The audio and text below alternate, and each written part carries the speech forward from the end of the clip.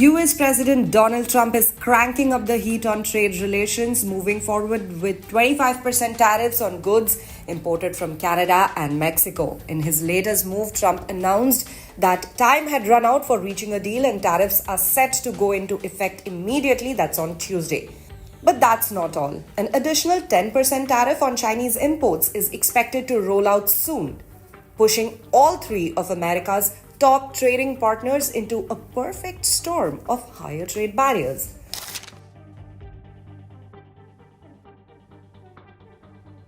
Over the weekend, Canadian Prime Minister Justin Trudeau weighed in from a summit on Ukraine in London, calling out the Trump administration's claims about Canada's role in the fentanyl crisis. The facts establish very clearly that Canada is not an issue in terms of source of illegal fentanyl into the United States. We had about less than 1% when we first started talking about this many months ago. That number is significantly lower than that, even now. But we all know the American administration will make its own choices in terms of tariffs. We will continue to work to ensure, to do everything we can to make sure that there are no tariffs on Tuesday. But if ever there were tariffs on Tuesday, as we have all seen, as we were ready to do last time, we will have a strong, unequivocal, and proportional response as Canadians expect. On Monday, Canadian Foreign Minister Melanie Joly made it clear that Canada wouldn't back down. If Trump is imposing tariffs, we're ready. We are ready with $155 billion worth of tariffs, and we're ready with the first tranche of tariffs, which is $30 billion, which is already known. We know that this is an existential threat to us, and there are thousands of jobs in Canada at stake. Now, we've done the work. We are ready should the US decide to launch their trade war.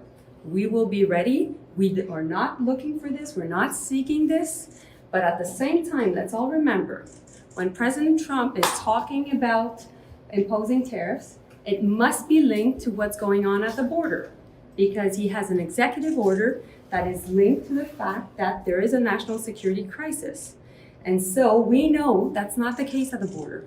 We know we have a good plan. We know that we've invested in it. We know that we've answered questions that the Trump administration had regarding our efforts. And so in that sense, based on that, we're having constructive conversations, but I've said it to you many, many times, there's a level of unpredictability and chaos that comes out of the Oval Office, and we will be dealing with it. And if that wasn't enough, Mexico and China are also readying their retaliatory measures, heightening fears of a global trade war. Mexican President Claudia Sheinbaum delivered a stern message to Trump, saying at a public event in Colima that Mexico has to be respected.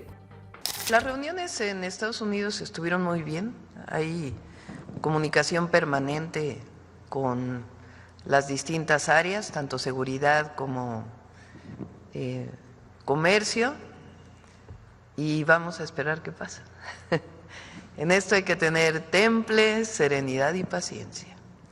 Y tenemos plan A, plan B, plan C, plan D. Es una decisión que depende del gobierno de Estados Unidos, eso es muy importante. O sea, de nuestra parte, pues hemos estado en comunicación, hemos hecho los acuerdos y las coordinaciones necesarias. Pero es una decisión que depende del gobierno de los Estados Unidos, del presidente de los Estados Unidos.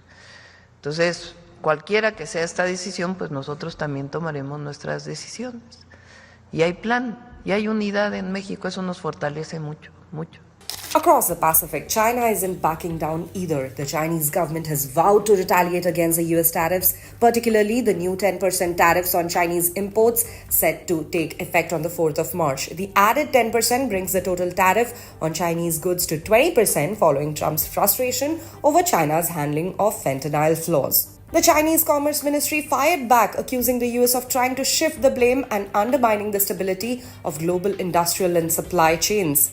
China urged the US to immediately withdraw its unilateral tariff measures that are unreasonable and groundless, harmful to others, according to the ministry, reported by Reuters. The MOFCOM spokesperson accused the US of disregarding facts, international trade rules, and the voices of various parties, saying that the US move is a typical example of unilateralism and bullying. Chinese website The Global Times reported on Monday that China had American agricultural and food products in its crosshairs and that it would hit back with a series of both tariffs and non-tariff measures.